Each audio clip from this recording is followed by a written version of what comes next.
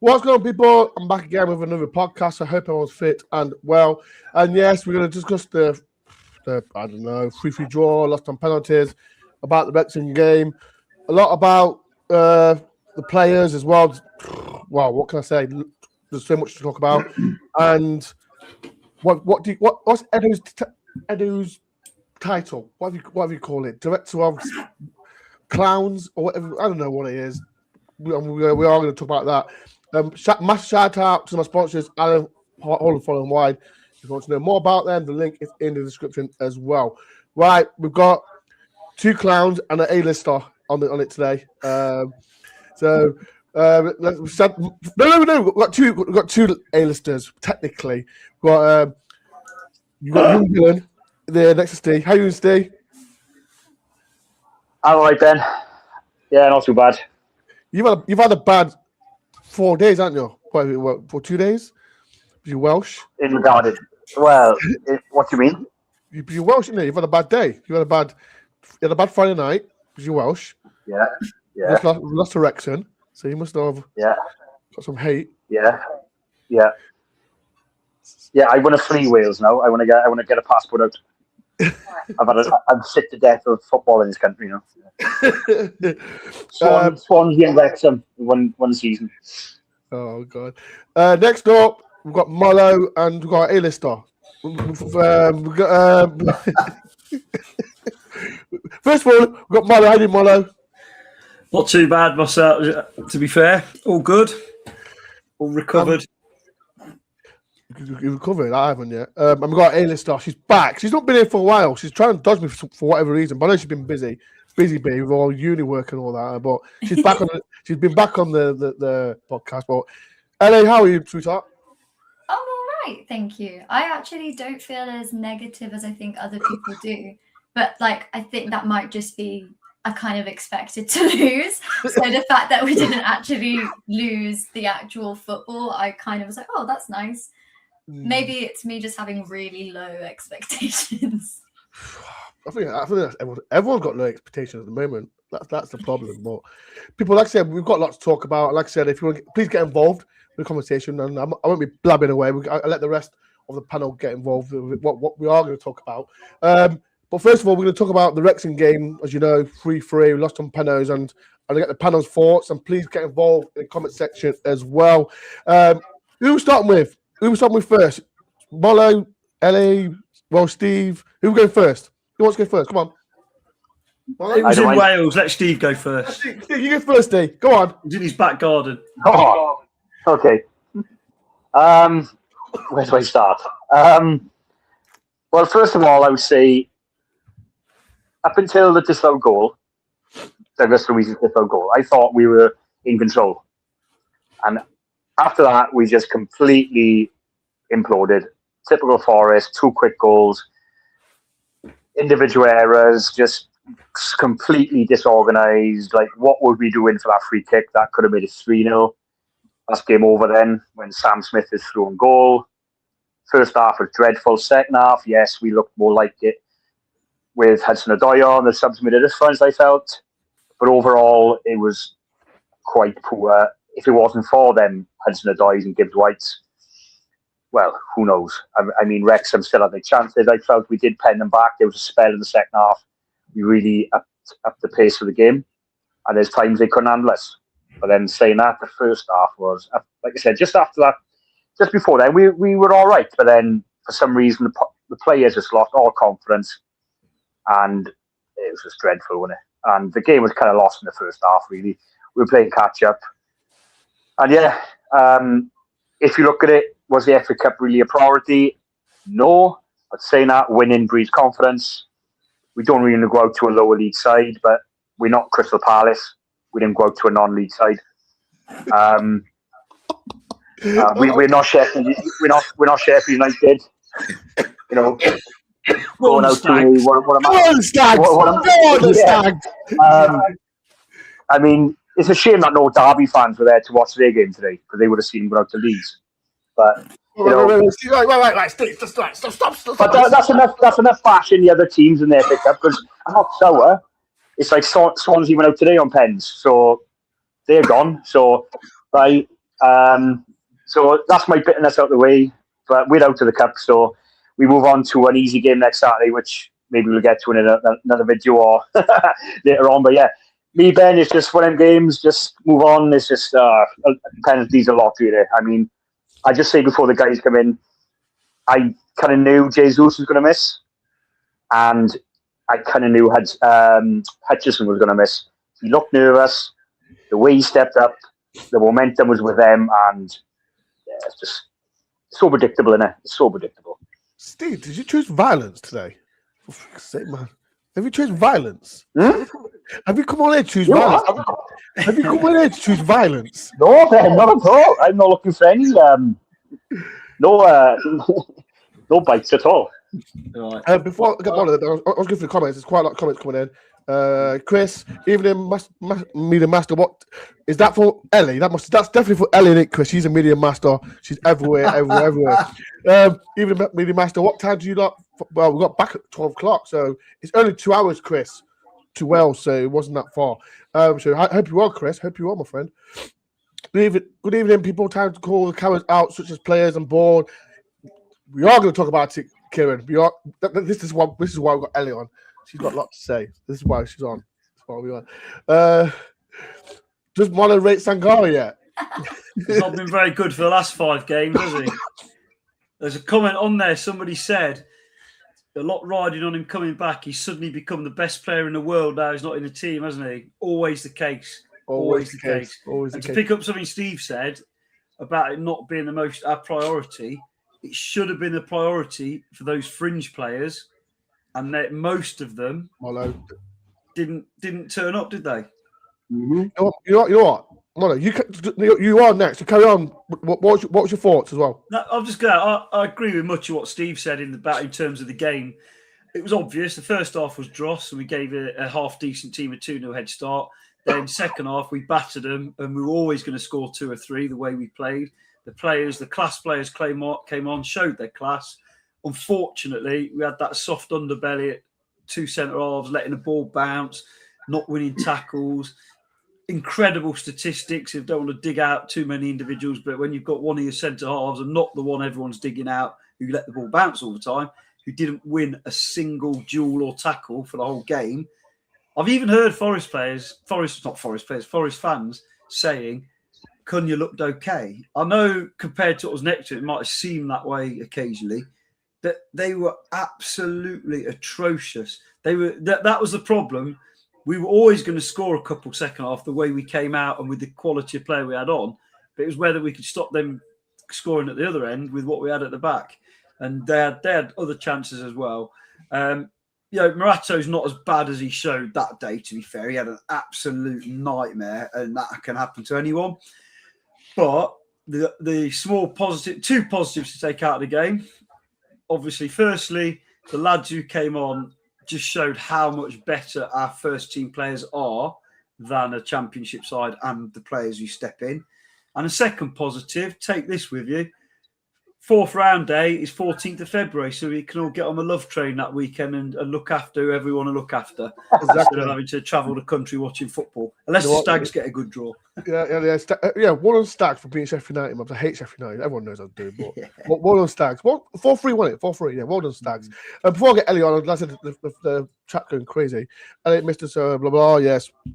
It was missed. Listen to it. Again, what Molly says. Because Senghor is not playing. He's not the best player in the bloody world. Now he's back. Hopefully he can carry on being what he did against Spurs. So let's just chill out. Absolutely. That Spurs game, we've waited 2.5 years for that performance, haven't we? 100%. He's shown flashes. He's done 10 minutes here, 10 minutes there. And I know Ellie's got she rates him a bit higher than I have done. But if he can play anything like that on a reasonably regular basis, then that's the player we thought we'd bought. And that's the difference. That's my frustration, because there's clearly a player in there, although Spurs didn't turn up. So time will tell. Right, let's get the media legend everywhere. Elliot, what's your thoughts? Bullying. Hey, oh, I never bully Elliot. She bullies me. So let's keep it real. No. Elliot, what's your thoughts, man? What's your thoughts? To be fair, I think I've been quite vocal in what I actually think. You've been very vocal. I can tell that. But I think the way we went about the game in terms of lineup, I know a lot of people criticizing, like, why would you put out such a weak lineup, and you get what's coming to you. But in the circumstances that we're in, relegation battle, Europa League as well, which obviously we all want to progress in. And the fact it's not even just about the congested matches, it's about the fact that we've had so many injuries. Last season, if we're honest, as good as we were and as good as Nuno was, and he really was, we did get lucky with injuries, and we have to admit that it happens. And whereas this season we really haven't. And with the congested fixture list, I didn't want to see, in my opinion, I didn't want to see a single starting lineup player in that lineup. I didn't want to see a single first team player. I know we did see a couple. To be fair, Settles is a bit different as he's getting more game time after his injury. But in terms of the football in the first half, I think Dyche hit the nail on the head. It was just lifeless, soulless. There was no fight. And for me, that's what's unforgivable. It wasn't like, obviously there were individual players and performances from Morato, who I didn't think was very good, but I wouldn't say he lacked fight. I just think he fell to pieces and fell apart with the partner that was next to him. And there are positives to take. If we take out the first half, and I know that's really taking out quite a lot of the game, 2-0 down at halftime is unforgivable. The second half, there are a lot of positives in terms of we came on, we fought back. Callum Hudson-Odoi was tremendous. Like, what a game that was, insane. And Morgan Gibbs-White, he did a brilliant job. Murillo, as always. But what it does highlight is just how thin our squad is. The minute any one of our players is injured, we are in so much trouble. And it just shows, I think a lot of people have been criticising the tactics of Dyche, and rightfully so in previous games, but this was not one of those games. This was an example of, if you look at it, which half was bad? It was the first half. And that was the fringe players who have been knocking down Dyche's door, in his own words, who want to play. We paid a lot of money for them. They're luxury players, some of them, and we all know who I'm talking about. And they didn't show up.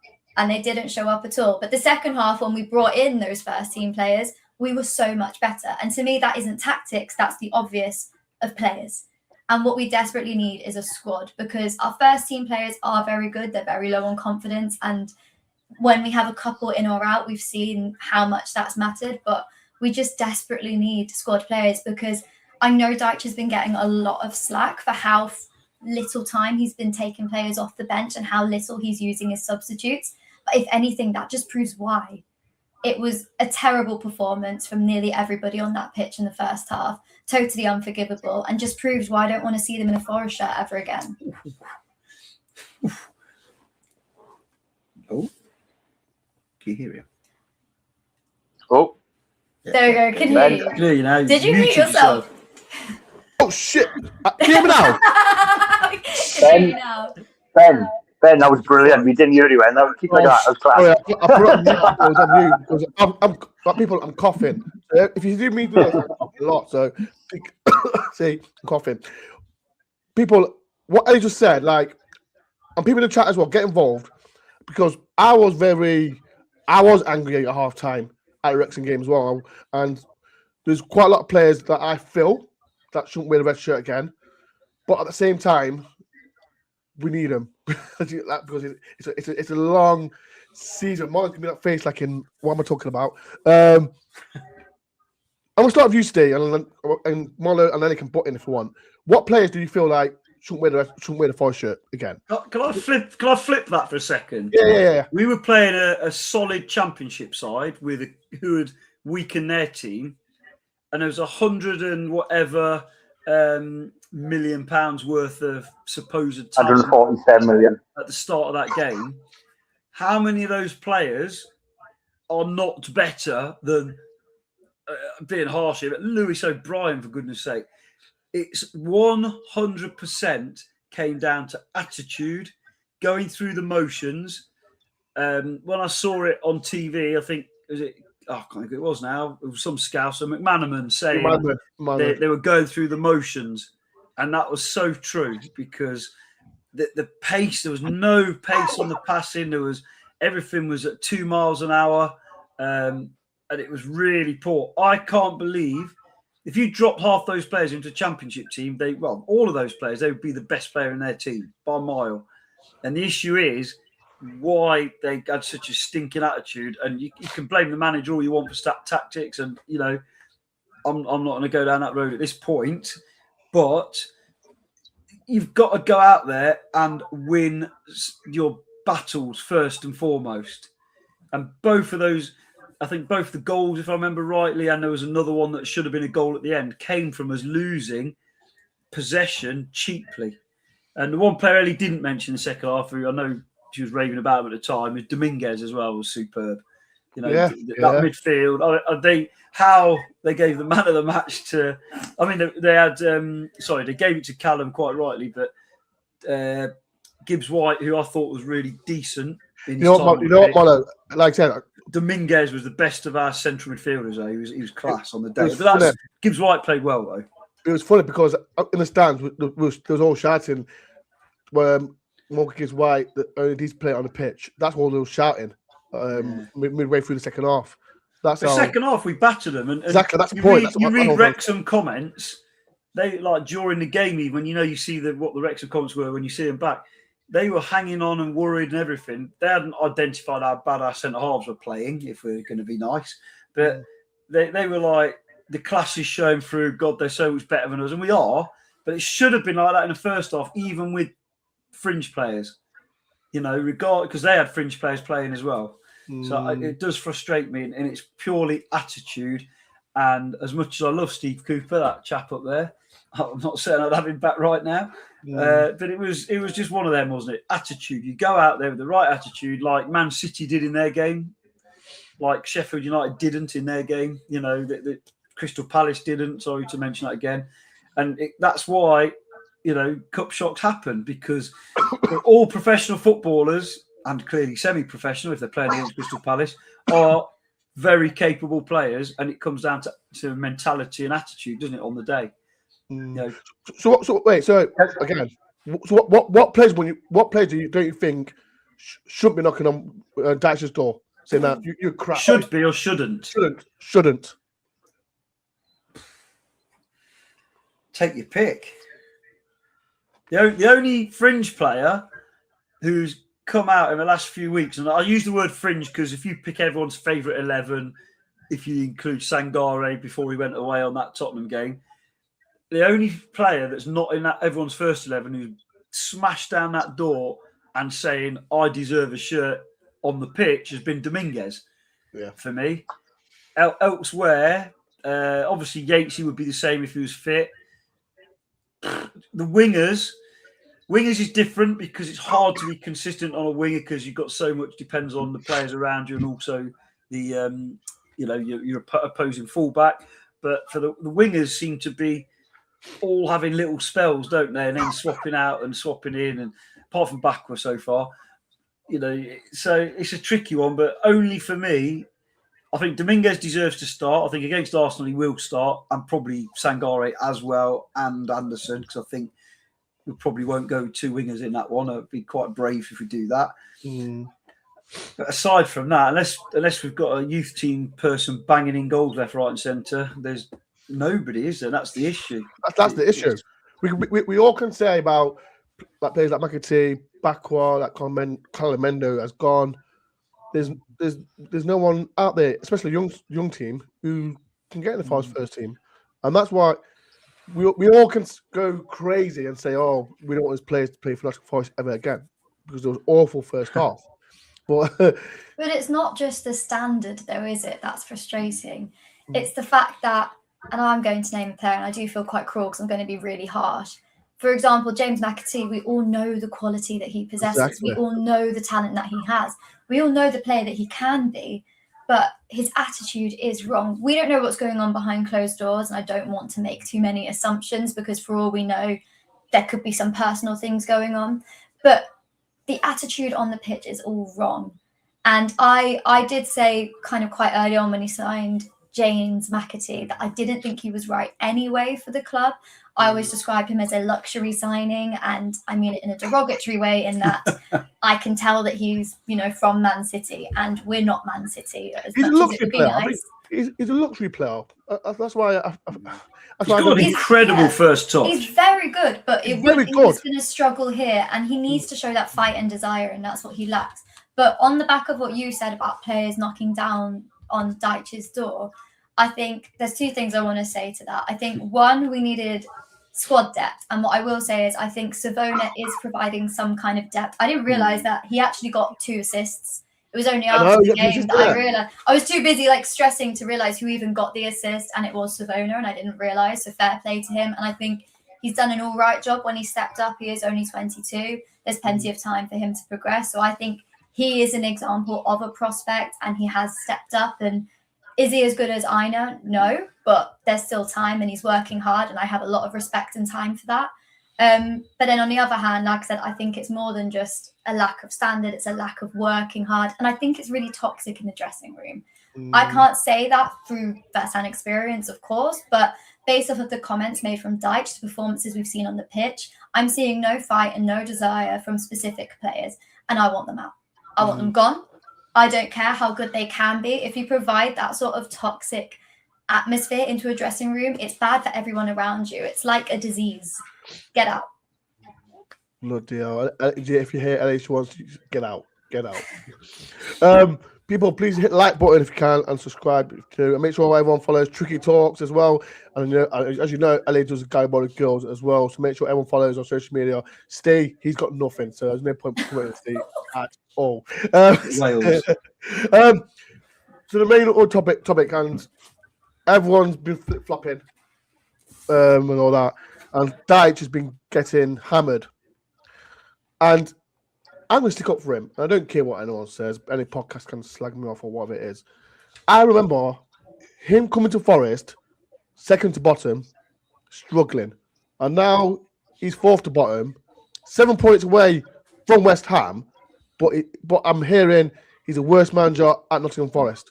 So, people in the chat, if that is you, please tell me why. Steve, and let me ask you first, Steve.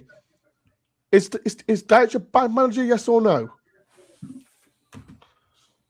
Oh, what you're basing on? Results. Look. Results haven't been bad. They haven't been great. They've been that 50-50. I mean, what's his record? I think it's... If I looked the other day, I think he's won 7, lost 7, and drawn something in between. I'm not sure of the stats, but they're quite balanced. But I mean, look, the state of play, and we're going to get to another individual later on. But for me, at the moment, I think it's literally get through the season and start again in the summer. New slate. It's like, is Dyche a stopgap for another name in the summer? There's been names mentioned. Again, Marco Silva just keeps on getting brought up all the time. That's the one the owner wants. That's his man. I mean, for me, he's doing an all right job. And do you know what? His interview, what he said was that can go either one way or the other, right? When he calls out certain players, that can go in a way of he knows who his strongest team are, and then fringe players will, like Eddie said, be pushed out or not seen again, or if we can sell them on, or will he go to the bomb squad or whatever. But we need a squad. So if we're going to bomb them out, we're going to put under 21s on the bench.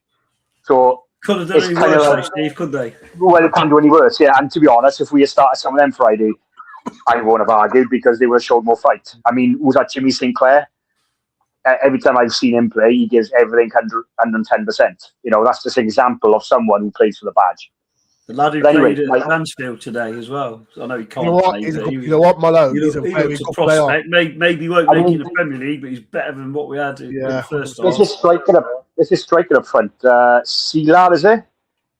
The guy who was from Olympiacos. Yeah. Yes. I mean, I've seen highlights of him. Would he have done any worse on Friday? Just an example, you know what I mean? But going back to your main question is, for me, he's doing a decent job. Yes, he's had we went to Anfield and won 3-0. We beat Spurs 3-0. Yes, the Everton game was dreadful. The Fulham game was dreadful. Villa were always going to beat us, so not based on that. But it just shows, and against Spurs, we looked like world beaters. The football we played was outstanding. and how quickly it changes. And It's Dyche ball. When we beat Spurs, it's Dyche ball, and we're playing fantastic. It's crap football. What to say? But this is the thing, Ben, how we can just turn like that as football fans from one performance to the next. Spurs, we were like, oh, this is it now. We've turned the corner. Sangari is the best thing since sliced bread. We've just ripped apart a real poor Spurs side, yeah. But then we go then and we went to Fulham and we were dreadful. Like that game was. I'll jump in there because I also think there's an issue where, yes, we had a great season last year, so that's perhaps significantly raised some expectations. And 9 games, whatever it was, should have brought us back down to earth to realise. I'm speaking as a generic. I've not got on Dyche's back in the slightest, but he's dealing with playing teams. Now, look what Fulham have done since they played us. People who were like, oh, we should beat Fulham, they're idiots, honestly. Away from home at Fulham, I would have bitten your hand off for a point, and we should have actually got one. We were a bit unlucky, just a brain-dead tackle that gave it away, a penalty. And everybody going on about Everton. Am I watching a different Everton team? Because to me, they look a really balanced side that are they're a little bit ahead of where we were. Jimmy Gardner ran the show, but they had other good players as well. They had 10 really good players. Their only rubbish player just happens to be the centre forward, who typically has scored both times against us. But it was on a plate for him. It was on a plate. No, what I'm saying is, you look at the balance that Everton side. 2 big, strong centre halves both times. Defensively sound fullbacks. Dwight McNeil, a really good, solid left side holding up a side. Miles better than our backup wingers, isn't he? Dibbling on the other side, a real talent, but did a great job. And they had 5 key players missing, but they still had 2 massive centre halves. They still had 2 decent their first choice fullback in their squad, who's not been able to get a game because the stand-in has kept his place. They got a bigger, stronger squad than us. Jimmy Gardner wasn't always in the side at the start of the season, and he had to play right back as well. But now he's in his normal position. He's a quality player, and it's the disrespect for other teams which is causing some of this reaction. We should be beating Everton. Sorry, how many years have Everton been in the Premier League? That's right, every single one of them. Oh, we should be beating Fulham. All that sort of stuff. And don't get me wrong, I'm not saying we should lose every game, far from it. But we should have got something at Fulham. We're really unlucky, apart from a brain-dead person who made a tackle. Everton outplayed us home and away completely. Not outplayed, wrong word at home. Outsmarted us, won every header. I know it's going back a bit. Everyone going on, oh, we put 40-odd crosses on. Why didn't we change it? How about this? How about we put some decent crosses in onto people's heads, and we have a centre forward who I love to bits, but someone teaches him to move in the box instead of standing still. 100%. For instance, I'm not. That sounds harsh because Jesus is a real talent. He's going to be brilliant. What you're trying to say is, because when you hear, oh, we put in 50 whatever crosses we in, why is no one attacking it? Because 100%. Imagine look at that goal against Wrexham against Championship defenders. Yeah. He had a couple of yards. He had a little run on the guy, jumps and he heads it in off the post. Great header and everything. He doesn't score that against a Premier League centre back, for instance. I'm not criticising, but the movement from Jesus outside the box is top draw. His work rate and everything. In the box, where I sit in A block, I'm watching. I'm thinking, make it, and it's not a 5-10 yard run, is it? It's a 2 or 3 yard movement that we always see Chris Wood do, and it's no coincidence that Chris Wood gets a lot of chance, well, not a lot, a relatively high number of chances because he's got that subtle movement, and that'll come in time. But to say stop putting crosses in the box, I mean, get to byline more, definitely. But bringing it all the way back, we've got players lacking in confidence.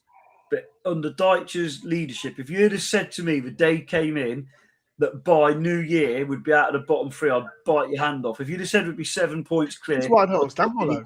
And if you know what I mean, and don't get me wrong, if you'd have gone win 1, lose 1, draw 1, win 1, lose 1, draw 1, probably people wouldn't be on his backs. It's because we had that run, haven't we? And we've obviously got some tough games coming up. But it's just insane. What are people's expectations?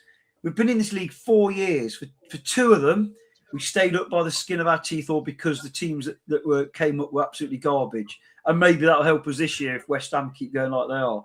But we had that amazing season last year and we loved it. and I know you're going to get onto this, but for whatever reason behind the scenes, blame who people want to, and I'm sure we'll talk about going forward.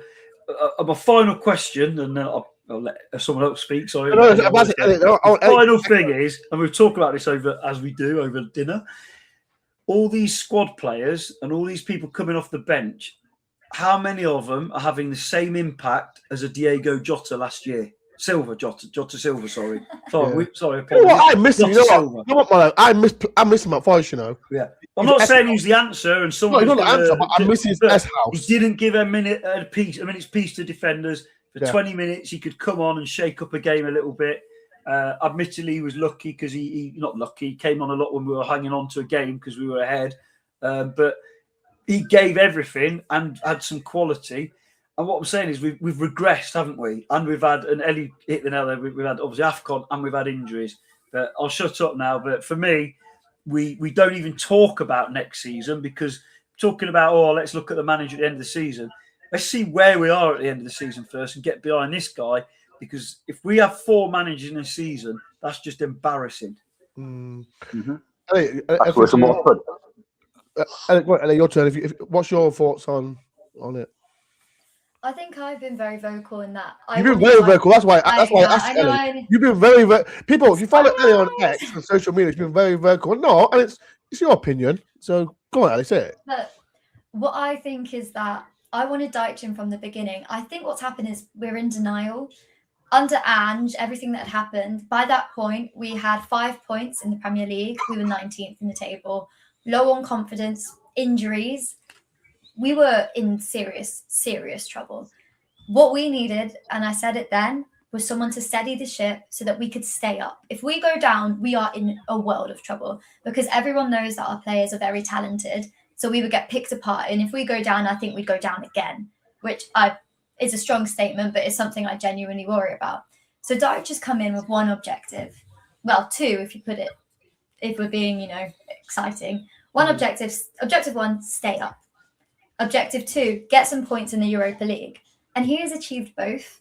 So far, we're 7 points clear. And one thing I mentioned was he's currently got an average points per game in the Premier League of 1.25. At that current rate, we're finishing on about 43 points. We're up. We're staying up. And that's what we need this season. Yeah, it would be nice to do better. But the reality is, it's not last season.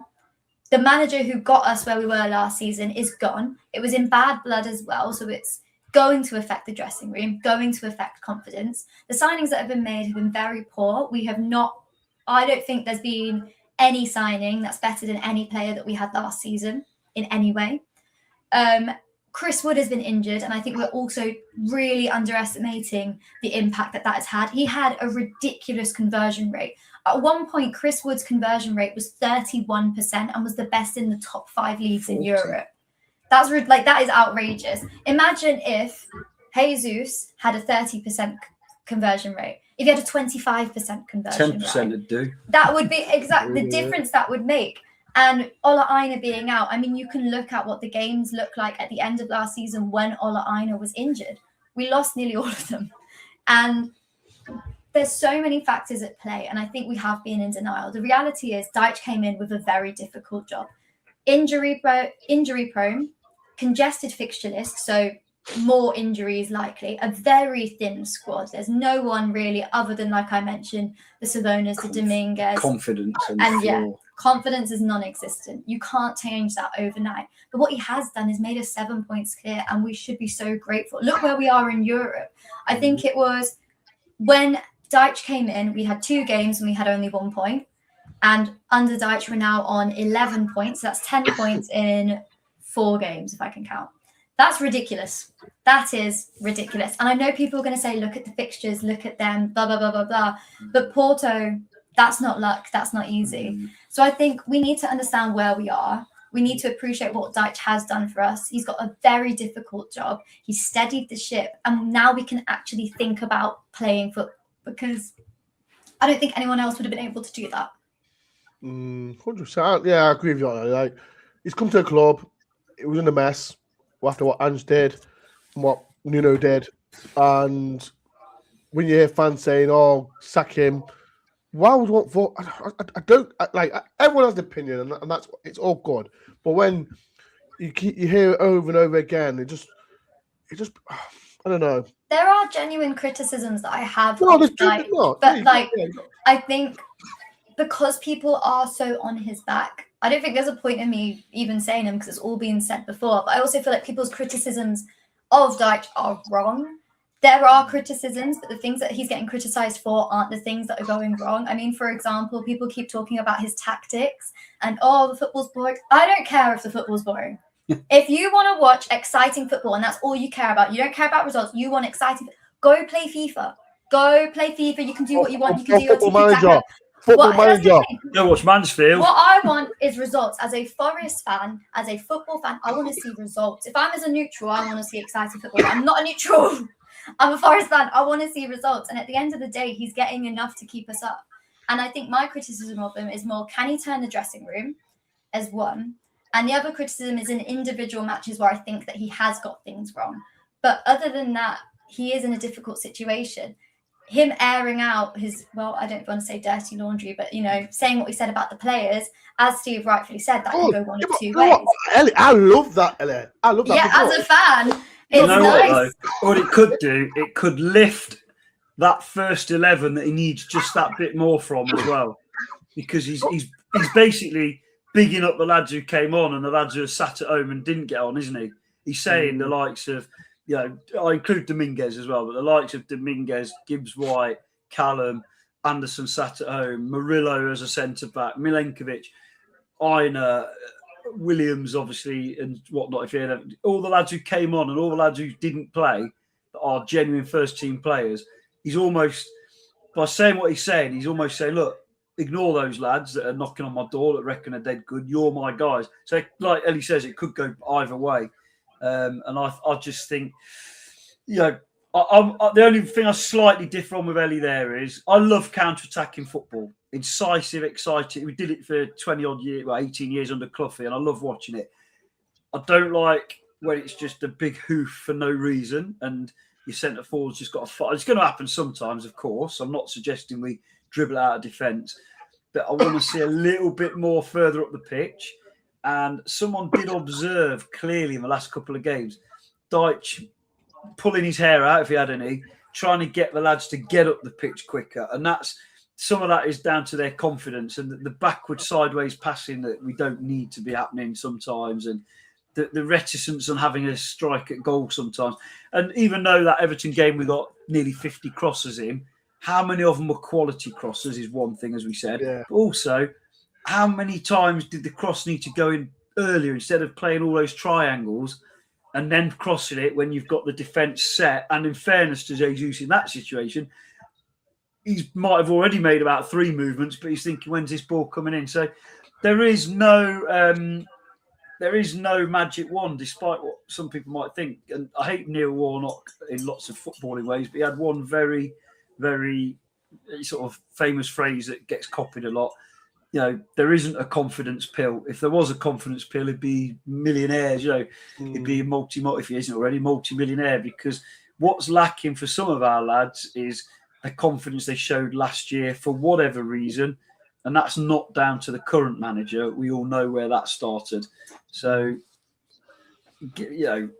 I personally, I think it's ridiculous to talk about changing the manager, and I'm 100% behind Dyche and all the players that are on the pitch. I certainly wouldn't boo them. I might have asked the same question the fans asked at half-time, but you can bet your bottom dollar when they sat down for their half-time cuppa, the exact words Dyche used were probably like, "What the effing hell was that?"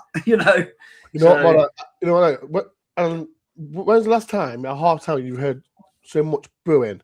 It was so toxic. I don't like the booing. It's up to the individual. It was so toxic.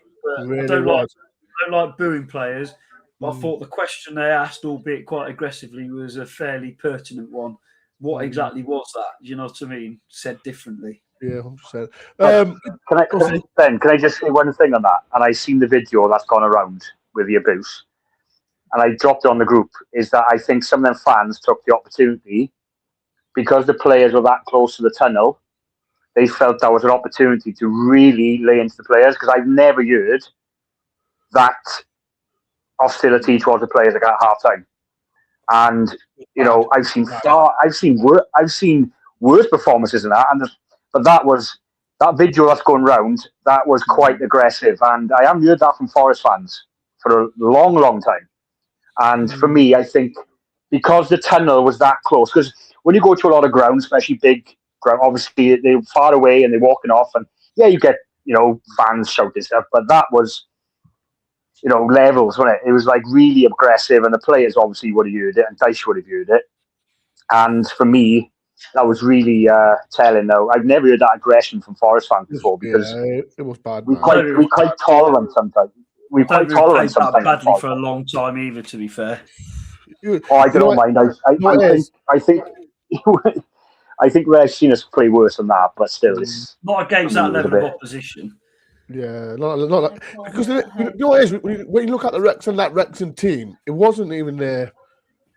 Well, there's it was 4 or 5 players was from the bench. They didn't even play. What's his name? Kiefer Moore. Kiefer Moore. He didn't play. So thank God. Yeah. Imagine what he would have done to those two centre halves. Exactly. People, please hit the like button, subscribe if you know. Right, another one. And again, I've seen this on social media. Edu. People in the chat, what do you think of him? But please, no swearing. Don't be a balanced view about Edu. I'll say my piece later on in the show. Who wants to go first about Edu? Who wants to say something? I'm going to say he's a nice guy. That's all I'm going to say. Leave it at that. He's a very nice man. Genuinely, that's it. Can I say something then? Okay. Steve. Oh, go on, Ellie. Go on, Elle. Go on. Go on, Ellie. Go on, say it. Oh, God. So, out of interest last night, I was thinking about it. I was like, when did Edu actually come in officially? I thought in my head, it felt like it was like last February. It was July the 7th when he officially joined. July the 7th. The way, on a graph, you look at our results, you look at it, and you look at a timeline, and you go, oh, here are the points in time. When did things go wrong? Was it when we sacked Nuno? Maybe. Was it when we brought in Aaron? Yeah. Dyche, you can look at all these points. No. One thing all adds up, Edu. The moment Edu came in, and like people rightfully say, he was probably involved a bit before the 7th of July. So, I mean, that kind of proves my point more, if anything. But that is an insane, catastrophic fall from grace. The way that aligns is incredible. I don't believe in coincidence. I believe in stats, maths, logic, numbers, because I'm a loser. It all adds up. It all adds up, and it makes sense. People keep criticizing. I don't know who his PR is. Give his PR team a raise, because how has he come out of this so unfazed? How has he managed to even push the narrative that it's the manager's fault, that it's whoever's fault, everyone but him? Because it's him. It is so him. It is all him. I'm not even. I'm gonna get in so much trouble. I don't even care. It's him. Hey, don't get my channel deleted, Ellie. I'm watching it, Ellie. Right. No. It needs to be said. Let me tell you, right. So here's the thing. 2 managers now have called out the players and saying, so Nuno called out saying that we weren't ready in pre-season about the signings. That's one time someone's called out about the acquisitions of players. The second time, Dyche, he doesn't explicitly say it's the signings that were made in the summer, but we all know which players he's talking about because it's the ones who started. And the ones who started were the signings we made in the summer. And they were the ones who were a disgrace. So that's now 2 managers who've publicly called out the signings of Edu. 2, how many times are we going to hear this and say, a manager shouldn't do that, managers shouldn't say that, managers can't do it, before we admit that there's one factor, one key factor, one common denominator, and it is Edu. No, actually, I'm not going to say that. I'm not going to say that. I'm going to behave myself. Your legal team are listening. But I just don't understand. His PR team give you a little slap on your head. His PR, all I want to say is I'd love a PR team like that, because my God, how has he come out of this so unfazed? Because it is, I didn't realise it was 7th of July. I didn't realise just how much it all aligned. The signings he's made has been absolutely awful. Douglas Luiz, we all know, brilliant player. But doesn't matter if he can't play. Doesn't matter if he's injured 80% of the time. He looks like he's playing at 80% compared to the guy we saw at Villa as well, doesn't he? And bless him. Can't run. I don't hold it against him. It's not his fault he's injured and he's struggling and he's in and out of the team. But who on earth signed that one off? I wonder. And it just seems like he's gone for big names. He's like, oh, we want to be a big team. We're looking at the Man Cities and the Arsenals when we should be looking at the Brightons and the Brentfords. Because Brighton, their recruitment has been incredible. And we think, oh, let's just bring in some big names. Can I just say as well, Brighton are very seriously considering signing Danilo now that he's fully match fit. I know. Yeah? Yeah. And there is one guy that has consistently said Danilo was one of our potential, gems that we should nurture and keep and let him play his way back, because he had that one amazing game straight after his broken leg and then he struggled. Yeah.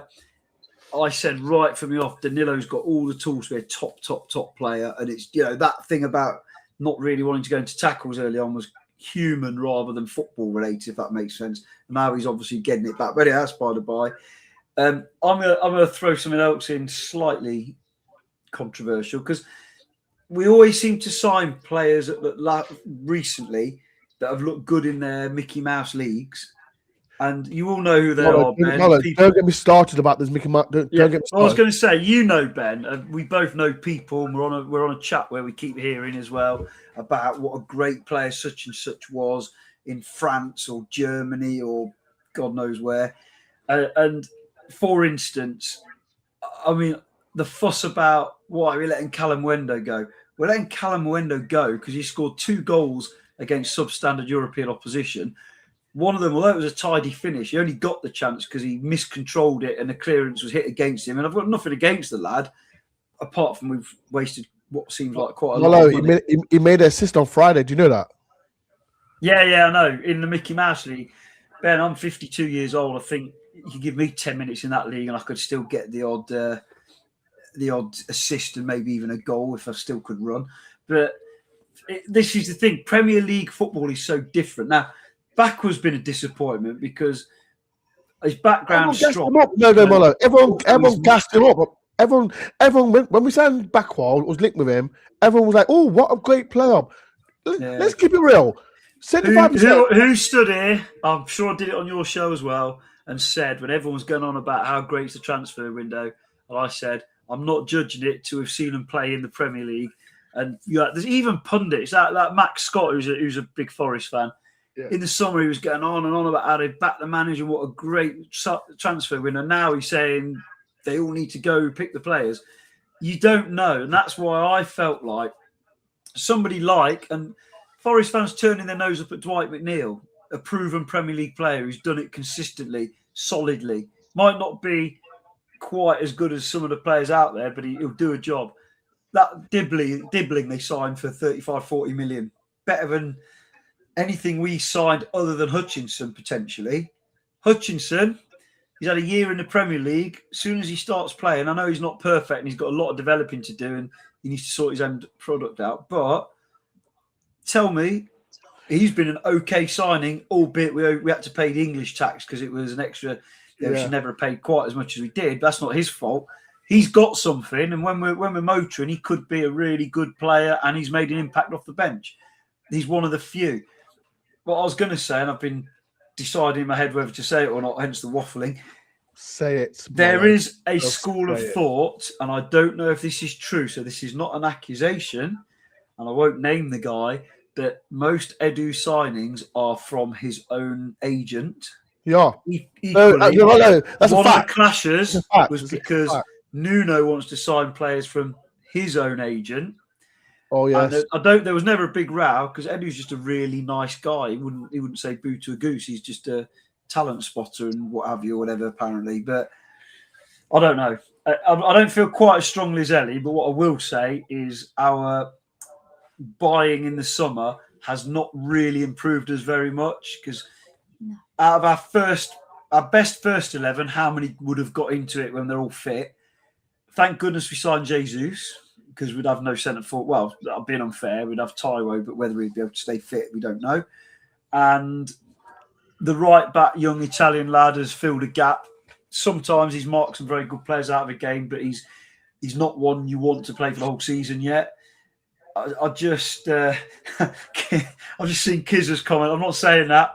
I've got a master's in laws. I'm not saying those words.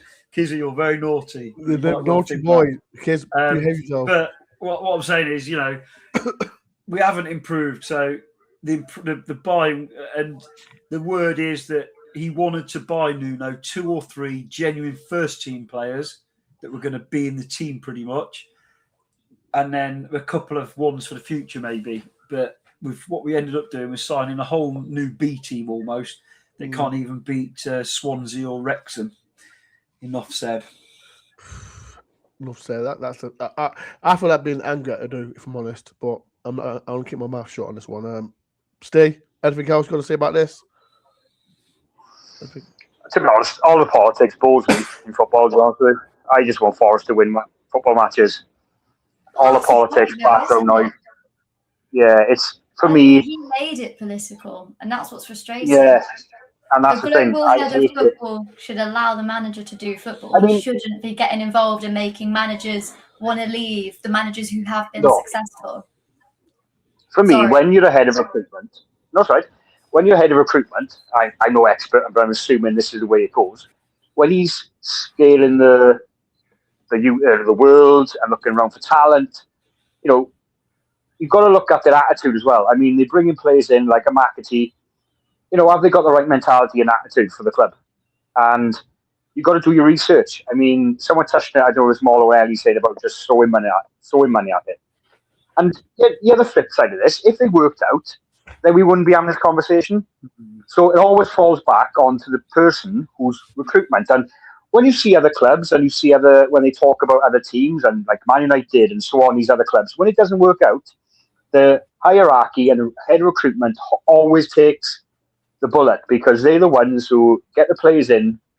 And we've mentioned some clubs like Brentford, Brighton's, their recruitment, even Aston Villa, they're spot on, but it works out for them. Their recruitment is excellent. And they, like a Brentford, like who would have said they would have been 5th? Or whatever they are now. I thought they'll go down, to be fair. Like, I mean, where have they plucked these players from? But for some reason, we just, like, with Forest, you could probably average it out. Say, like, over 20 signings, only about maybe under half have worked out.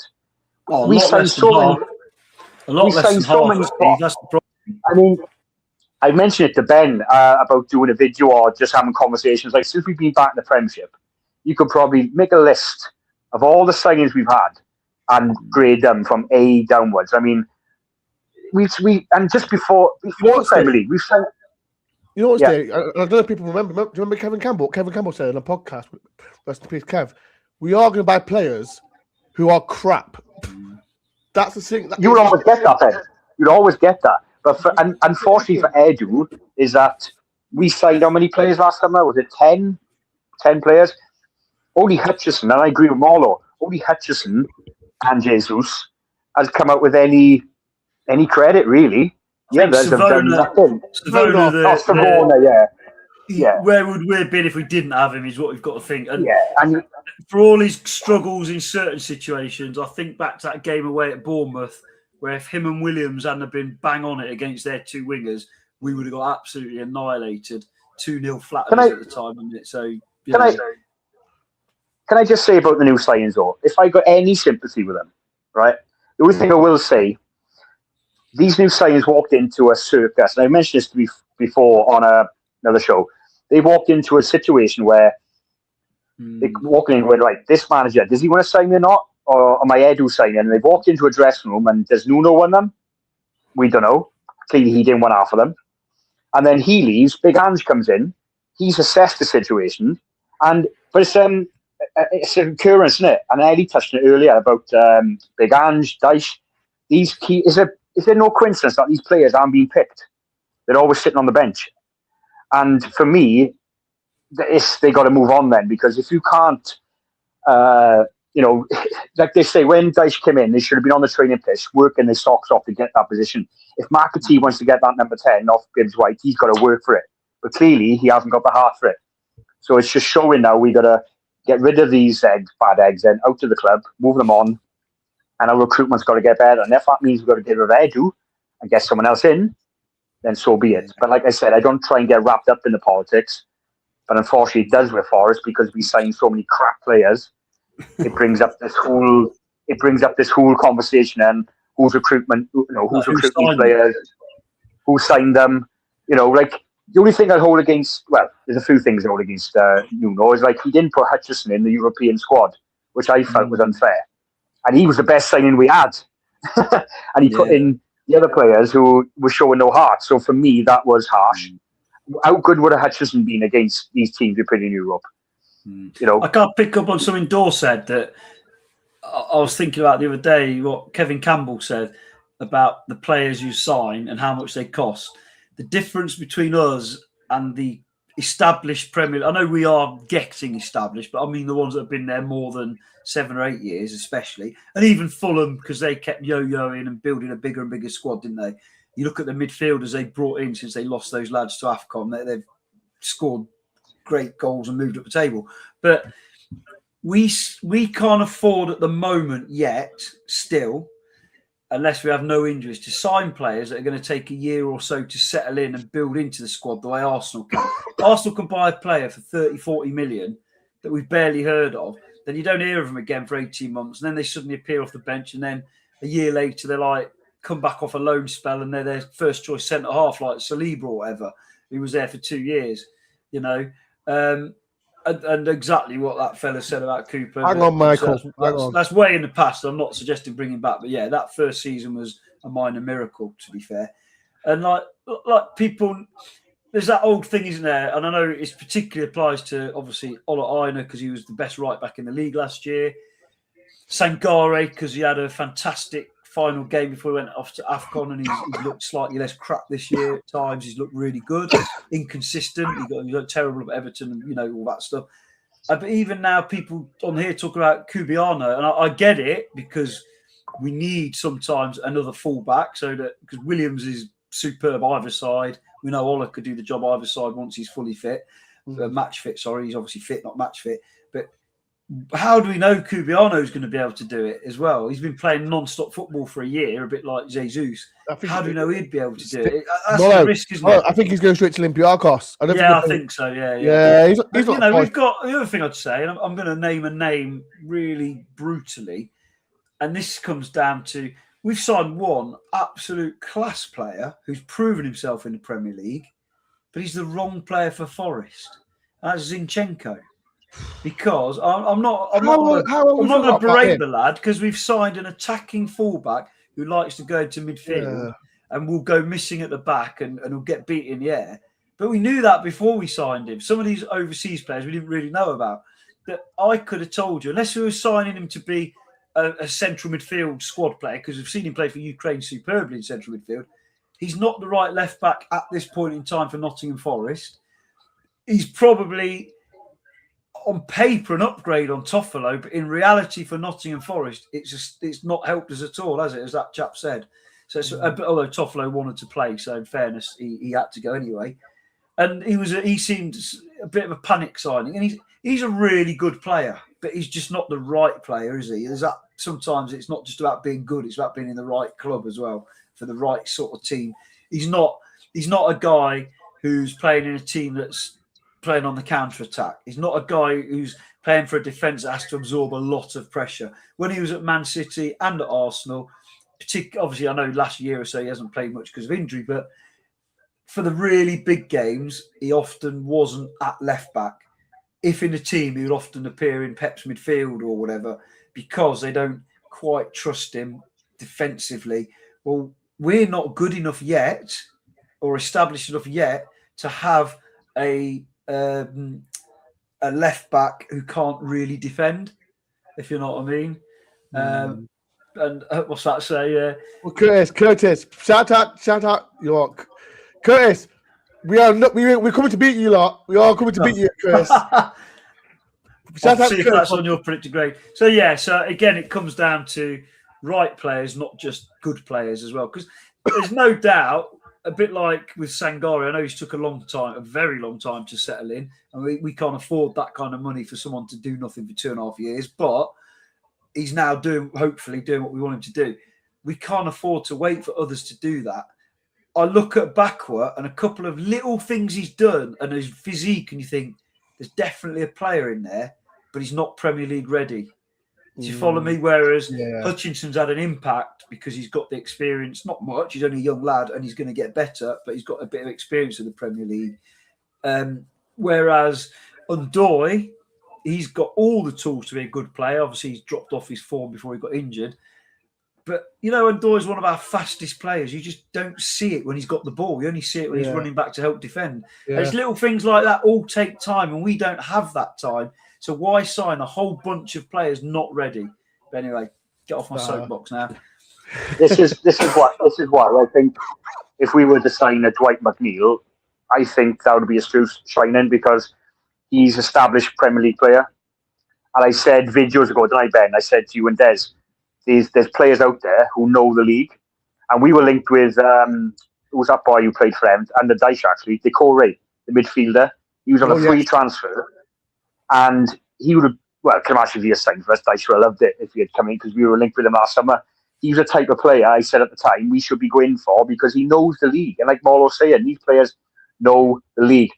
You can get away with it at higher, Man City's and Arsenal's. When they sign players from Forest, they can spend the money on the top talent. But when we go into the market in Europe, we're taking a gamble. This is why I just rather, yes, of course there's talent out there. You gotta find talent, but I'd rather just players who know the league. 100%. Right, people, we're going to end the show. It's been a great show. I've really enjoyed the show. There's quite a lot, over 100 people I've come in to watch hear Ellie. I think because Ellie rant. Ellie's rants. So no, it's all right, Ellie. It's good to have Ellie back. Did you say these things to Edu when you met him? No. Oh God, coward. If Marcus Jude's watching this, Ellie, she's all right. She's just. Thanks, Mark. Yeah, so it's all good. It's all good, man. Why you talking? What bits has to talk sense? That's disgusting. People, please hit the like button, man. I've 100 viewers. Come on, please hit the like button if you can. Can I give a quick mention to Stuart Pearson? I think his name is, who further up made the best comment of the night. Where's that? We've got a director of football who couldn't direct traffic. I'm not saying I agree with it necessarily for legal reasons. I thought that was a great quote. Which one? Where's that one? I noticed it when I think Ellie was mid-rant. Yeah, somewhere. I can't find it somewhere. But like I said, people, it's been a great show. Absolutely great show. Like I said, I appreciate Steve, Marlo, and especially Ellie calling on the show. Before we do go, Ellie, anything going with Guy Body Girls? Yeah, so we're going to be opening a store soon and we're selling stickers. All of the money is not for profit. We don't keep any of it. It will go directly to charities and for future events. So don't worry, no dodgy dealings here. But we'll be selling some European Garibaldi Girls stickers, which I just think is fun. Cool. I like to see it, man. Good to see it, man. Lady's working hard. She's always on everywhere, man. Every time I see her on TV, she's just there. So it's good to see Ellie doing that. Marlo doing his tricky talks. Marlo, anything going on? No, I don't do any of the hard work. Simon does most of the hard work. So I think we're recording a show about various things, including a touch on the Wrexham game. And that will be out, I'm guessing, because we haven't done it yet. So I'm guessing Tuesday morning, Monday night. I had to go editing one of the shows to try and help them out, and it was not very good. So luckily it wasn't a real show. It was just a pretend one. So but no, there'll be a show out soon, and we'll keep going. And Simon is brilliant on keeping that going. Make sure everyone subscribes to Tricky Talks as well. Like I said, Marlo, Simon, and Kate, and Chelsea, who's watching this as well. Shout out to Chelsea as well. Stephen, he's on nothing. Stephen's on no social media, so there's no point, again, asking Steve what is going on. He's just a guy from Wales. No, Ben, what are you on about?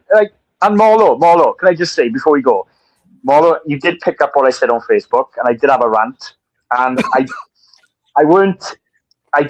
was a really harsh comment I put about the team, but I just put out there, I didn't mean all the players in our heart. And Ben, if you know the comment, then yeah, it was a bit, I was just talking with emotion. Marlo picked up on it. I put a bit of a harsh comment on Facebook about the team, and I was really angry when I wrote that. Yeah. But Marlo was really quick. When was this? We were terrible for 45 minutes. If we'd have played, I know the game doesn't last 45 minutes or Right. half a game. If we'd have played in that second, for more than 45 minutes the way we did in the second half, wouldn't have been having these conversations, would we?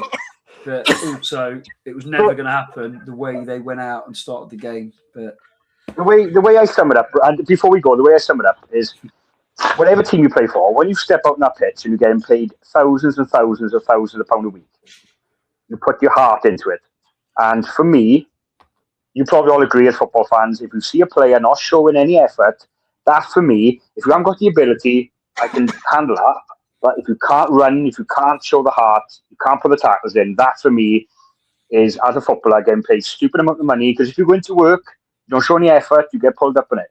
So for me, that's why I got angry, because there are certain players. Hey, where is it? Where is it? Where's your run? I think it was on either Lee Tilson's or someone else's post. I put only Nico Williams shows 100% week in, week out. I'm going to take that further.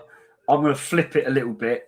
I think, and I've been involved in football right down to Sunday League level up to a higher level. It doesn't matter what level, when you step on that pitch, whether you're an under 11 or a England international, you've got to give 100% from the off. Especially if you're a millionaire. Regardless of how much you're getting paid. And I would even say we pay for them. Wait. We pay their wages. Right. I want to see you try, mate. No. Ellie, have you ever played football for money? No. It's harder playing football. It's harder when you're playing football and you're being paid. It's 10 times harder to justify things, because you can't just say, I've had enough of this, I'm going off. As soon as someone's giving you a bit of money for playing, it's very, very difficult, and you would be amazed what it can do to a person's game. And I get it; they're professionals, and that's what they've all aspired to. But Morgan Gibbs White's contract has had no bearing on how hard he works in the game, has it? He's worked his socks off every game he's ever played, whether he's been in form or not. He always starts the season slowly. Only more or less doubled his money in the summer. He's still worked his socks off every single game, hasn't he? Regardless of how well he's played. So it can be hard when we don't do our job watched by 30,000 people plus every week, do we? Yeah, but I don't earn millions upon millions of pounds a year. Ellie Marlowe, if you both want to argue after the stream, sorry, you can do, okay. But it's been a great show. And if you have enjoyed this podcast, I have. Hope you have, people. Hit the like button if you can, subscribe. And if you've disagreed that anything that Marlowe said, please get in the comment section if you can. Right, I'll be doing a video tomorrow. The other thing that he says, Steve, I'm going to do that tomorrow, so watch out for that. Wait, before we do you think we'll beat Arsenal next week? No. Yes or no? Why are you? Right. My head is saying, my heart is saying I think we can get a draw. My head is saying no. We're going to win, people. I said it here first. Curtis, if you're watching this, we're going to win. I say this all the time. But you know what? It'd be such a Forest thing to do now, is to go and beat them. That is such a Forest thing, isn't it? And then on Monday, then we'll be going for another 0-0 like the other season. Put it that way. Oh yeah. But you know what? It's just we'd be then on Monday morning going Dyche is this. It's just the way we are as football fans, isn't it? And what could possibly go wrong against the team with by far the best set piece corner routines in the country against us? Oh yeah, set piece FC. Oh yeah, here we go. Right, people. Thank you for everyone. Make sure everyone follows Molo on Tricky Talks, Gay Bonnie Reds, girls as well. And yes, everything. Peace and love, people. Up the Forest.